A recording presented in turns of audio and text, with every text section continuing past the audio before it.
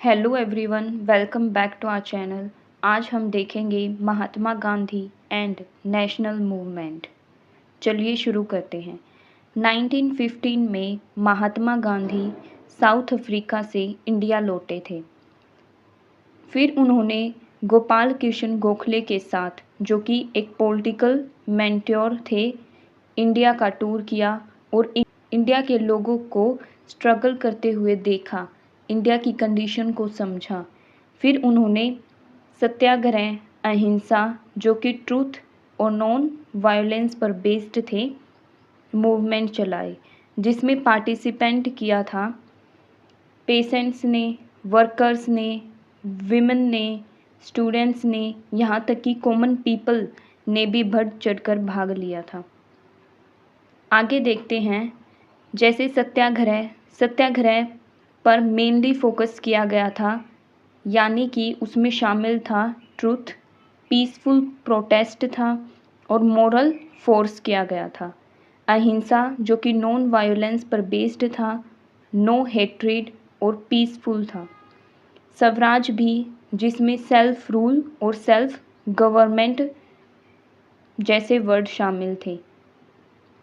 स्वदेशी में Indian goods पर जोर दिया गया था, खादी पहनने के लिए प्रोत्साहन किया गया था और बॉयकॉट किया गया था फॉरेन गुड्स का। सिविल डिसोबीडेंस में ब्रेक किया गया था अनजस्टिस लॉ को एंड पीसफुल रेसिडेंस था। अब आते हैं चंपारण सत्याग्रह, जो कि 1917 में हुआ था। चंपारण सत्याग्रह बिहार के चंपारण जिले में हुआ था, जिसमें जो फार्मर्स को ब्रिटिश लोग क्या करते थे, इंडिगो की खेती करने के लिए फोर्स कर रहे थे। तो महात्मा गांधी ने उसी के जवाब में चंपारण सत्याग्रह शुरू किया था 1917 में। ये पहला सत्याग्रह था इंडिया का जो कि सक्सेस हुआ था। फिर देखते हैं अहमदाबाद मिल स्ट्राइक, जो कि 1917 में हुई थी, गुजरात में, और मिल वर्कर्स के लिए की गई थी। किस पर्पज में की गई थी?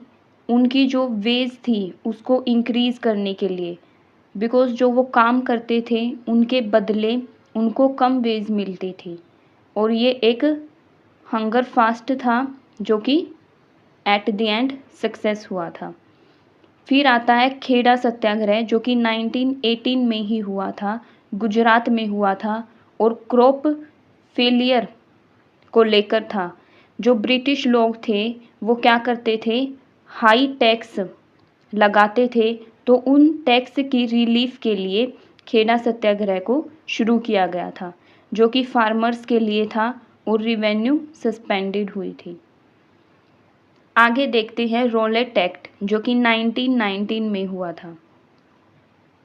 रोलेट एक्ट 1919 में शुरू हुआ था, ब्रिटिश गवर्नमेंट लेकर आई थी, और जिसको ब्लैक एक्ट भी बोला जाता है, जिसका मेन प्रोविज़न्स था वो था अरेस्ट करना बिना किसी ट्रायल के, जिसमें नो अपील, नो लॉयर और नो एविडेंस थे। जिसका इम्पैक्ट ये पड़ा कि जो पब्लिक थी वो ब्रिटिश गवर्नमेंट के खिलाफ गुस्सा हो गई और एंटी ब्रिटिश फीलिंग हमें इंडियंस के बीच देखने को मिली, जिसमें पार्टिसिपेशन था वो भारी मात्रा में हुआ था, और ये एक नेशनल मूवमेंट स्ट्रॉन्गर बन के निकला था, जिसमें गांधी का पर्पस था सत्याग्रह, जो कि नेशनल वाइड हर्टल था और पीसफुली प्रोटेस्ट रहा। फिर आता है 1919 में एक जलियांवाला बाग हत्याकांड भी हुआ था, जो कि पंजाब में अमृतसर में हुआ था।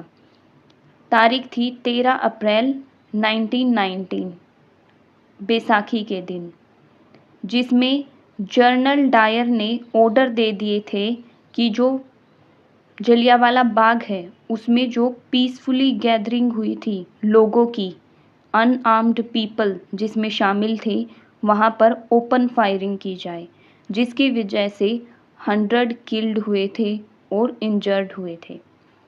जिसके चलते लोगों में ब्रिटिश आर्मी के खिलाफ, ब्रिटिश लोगों के खिलाफ क्या हो गया था, रोष फैल गया था। वे बहुत ज़्यादा गुस्से में थे और मतलब गुस्से की भावना लोगों में उत्पन्न हुई थी, जिसका इम्पैक्ट ये हुआ कि नेशनल वाइड शोक हुआ, एंटी ब्रिटिश सेंटिमेंट जागे लोगों के बीच, फ्रीडम मूवमेंट इंसेंटिफाइड हुए। फिर रोलेट एक्ट, जलियांवाला बाग हत्याकांड, खिलाफत मूवमेंट के चलते महात्मा गांधी ने इन एक्ट के जवाब में ब्रिटिश के खिलाफ नॉन कोऑपरेशन मूवमेंट लेकर आए थे 1922 में, जो कि महात्मा गांधी ने लॉन्च किया था। और इस प्रोग्राम का मोटिव था, मतलब इस प्रोग्राम में बॉयकॉट किया गया था फॉरेन गुड्स को, यहाँ तक कि स्टूडेंट्स ने स्कूल और कॉलेजेस को भी बॉयकॉट किया था, लॉ कोर्ट्स को बॉयकॉट किया गया, सरेंडर टाइटल्स भी इसमें कुछ शामिल थे, खादी और चरखा को प्रोत्साहन किया गया। महात्मा गांधी ने लोगों को प्रोत्साहित किया कि वो क्या करें, खादी कपड़े पहने, और महिलाओं को चरखा कातने के लिए इंकरेज किया था। जिसमें पार्टिसिपेशन की बात करें तो स्टूडेंट्स ने, लॉयर्स ने, विमेन ने, पेशेंट्स ने, वर्कर्स ने और मूवमेंट के जो ट्रेडर्स थे उनने बढ़ चढ़ कर भाग लिया था। और जिसका नतीजा ये हुआ कि 1922 में चौरा चौरी जगह पर, जो कि यूपी के गोरखपुर ज़िले में है, वहाँ पर एक उग्र भीड़ ने पुलिस थाने में आग लगा दी, जिसके चलते 22 पुलिसकर्मी और 3 नागरिक मारे गए। और जब महात्मा गांधी ने ये देखा कि ये जो नॉन कोऑपरेशन मूवमेंट है, जो कि नॉन वायलेंस पर बेस्ड था, वो वायलेंस की तरफ जा रहा है, तब जाकर इन्होंने ये जो मूवमेंट था ये वापस ले लिया। इसका मतलब ये है कि 1920 में तो शुरू हुआ था और चौरा चौरी हत्याकांड के बाद इसको वापस ले लिया गया था। फिर आते हैं सोल्ट मार्च, जो कि 1930 में हुआ था।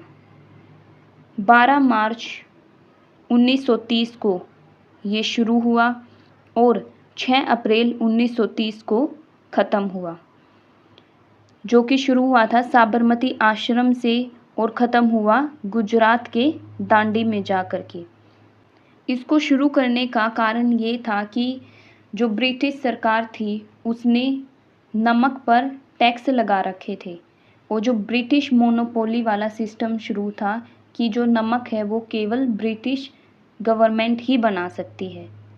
तो ये साबरमती आश्रम से शुरू होकर के गुजरात दांडी तक ख़त्म हुआ था, जिसमें 240 मील्स या किलोमीटर में बात करें तो 390 किलोमीटर तक का सफ़र था या डिस्टेंस था, जो कि महात्मा गांधी ने और बाकी लोगों ने मिलकर के पूरा किया था।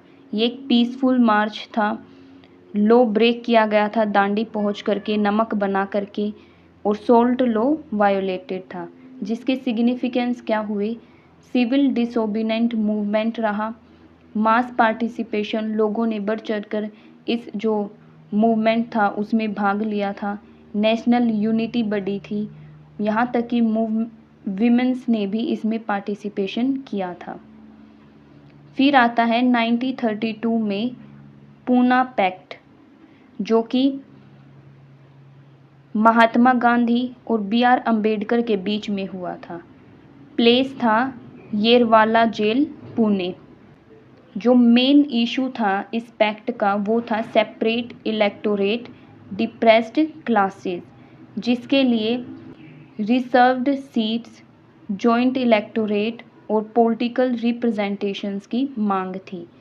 जिसका सिग्निफिकेंस ये हुआ कि महात्मा गांधी ने अपने फास्ट का एंड किया और एग्रीमेंट हुआ महात्मा गांधी और बी.आर. अम्बेडकर के बीच में, और सोशल और पॉलिटिकल इम्पैक्ट भी हुए। आगे है क्विट इंडिया मूवमेंट, जो कि 1942 में हुआ था।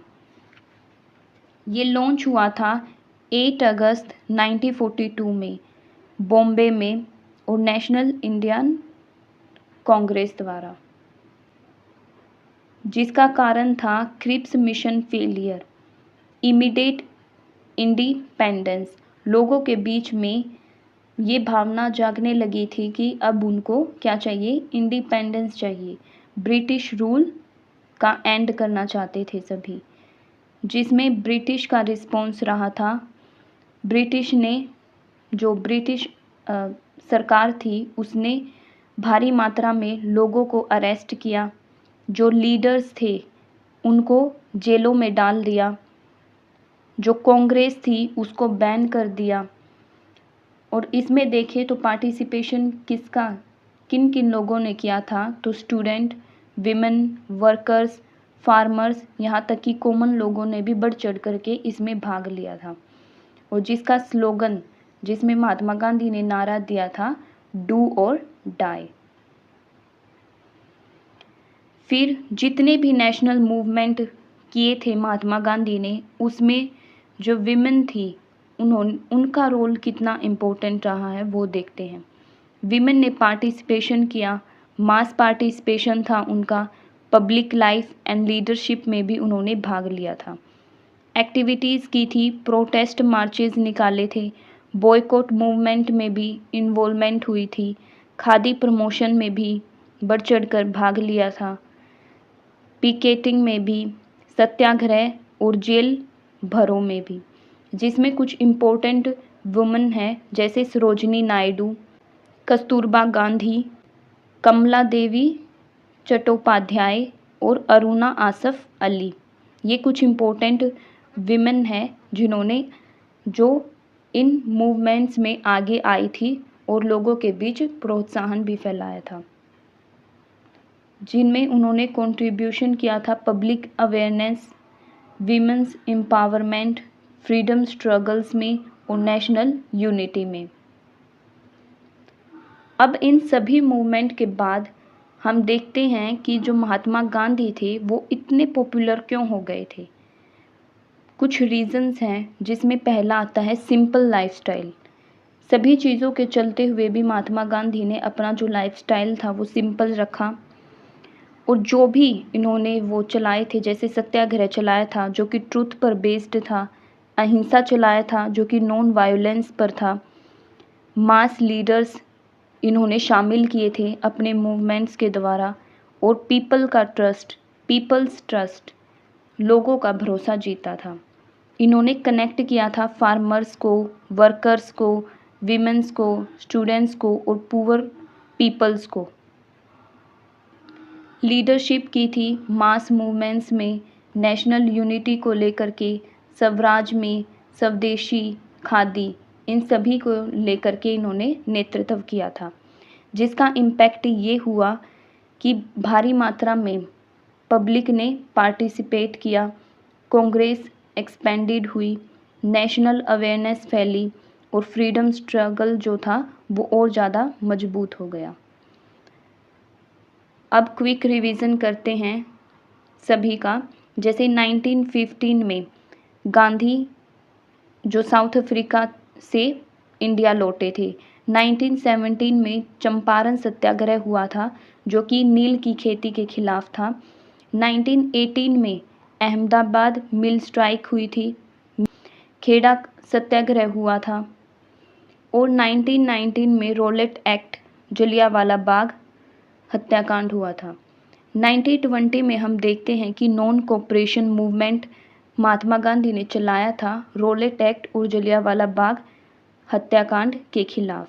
फिर 1922 में चोरा चोरी कांड हुआ यूपी के गोरखपुर ज़िले में, जिसके चलते जो नॉन कोऑपरेशन मूवमेंट था वो वापस ले लिया गया।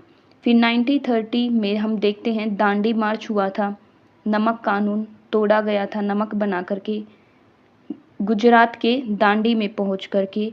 और 1930 में एक सेकंड चीज़ भी हुई थी, सेकंड राउंड टेबल कॉन्फ्रेंस।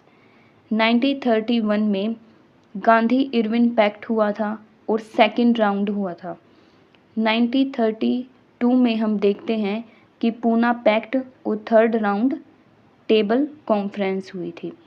1942 में क्विट इंडिया मूवमेंट हुआ था, जिसमें महात्मा गांधी ने स्लोगन दिया था डू और डाई। तो ऐसे ही ये चैप्टर कंप्लीट होता है यहीं पर। अगर आपको वीडियो पसंद आई हो तो लाइक, शेयर एंड सब्सक्राइब करना ना भूलें। तब तक के लिए हैप्पी लर्निंग।